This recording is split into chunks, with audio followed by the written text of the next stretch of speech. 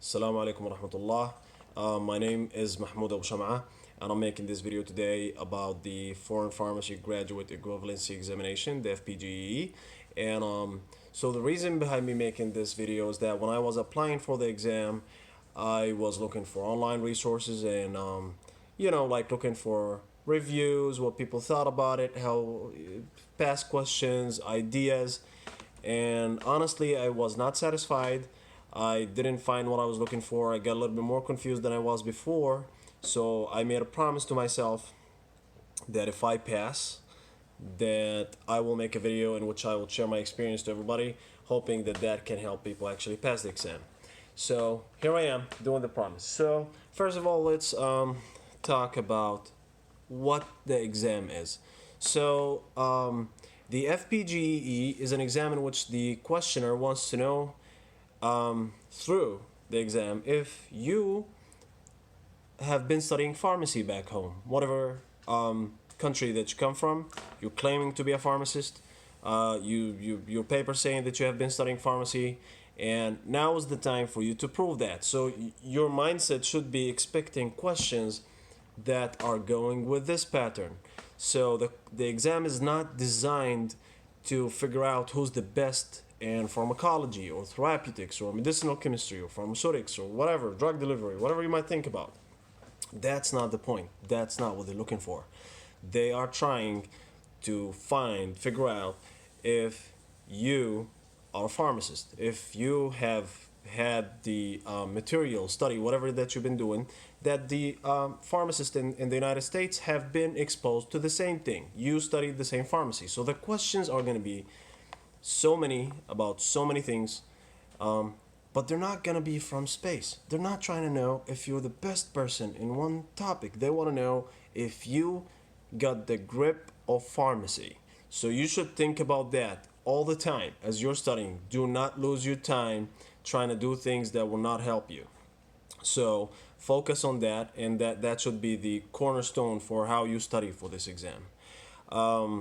What I wanted to say is that the questions I have to say, the questions I would classify them as medium to hard.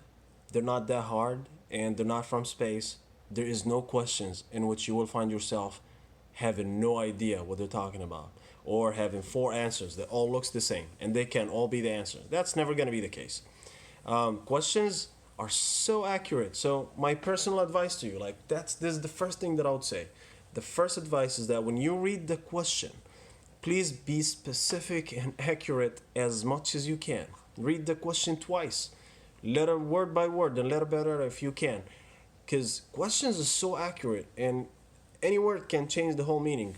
Answers usually are not that confusing. They don't want you to be confused. They don't want you to spend the time of the examinations thinking, oh my god, I think those two answers can be right.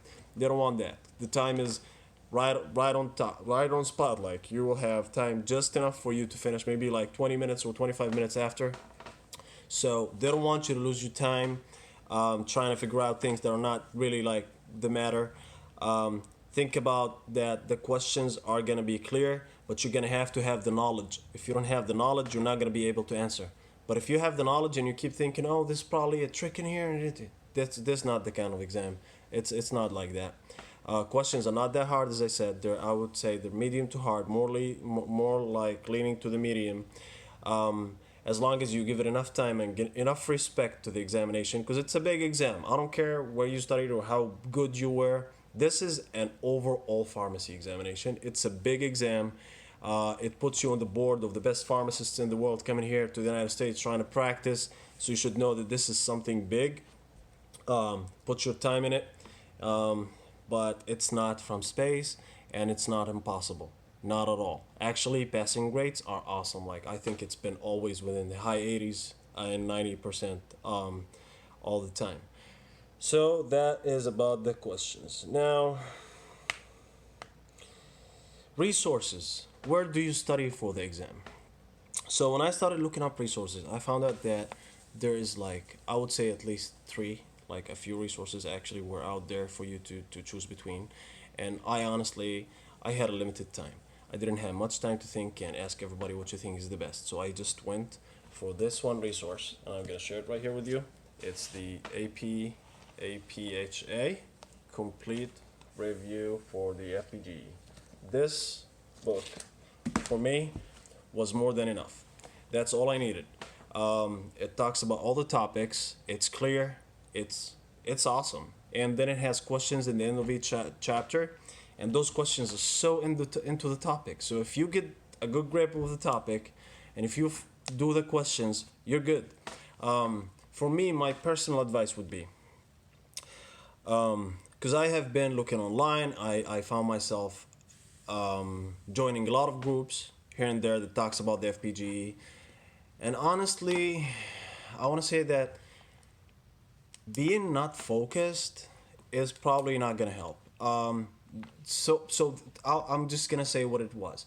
For me, being in the joining the Facebook groups mostly helped me feeling that I'm not studying all by myself. That there's so many other people studying like me, and everybody's worried just like me. But did it actually help me?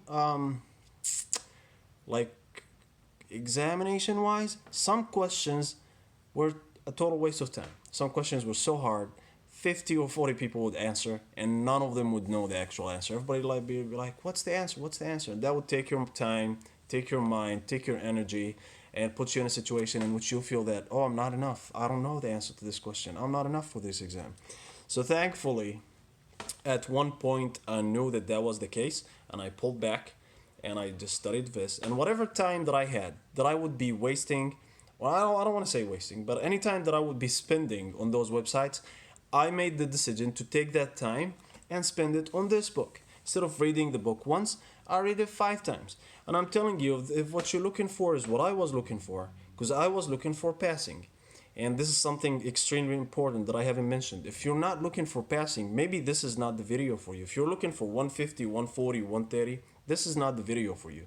I am making this video for people who had the same situation that I had. I had a limited time, and I had to make decisions right away, and I wanted to pass because that's all I wanted. I wanted to pass because that's what I wanted for the certification as a pharmacist. I wasn't there to prove my muscles.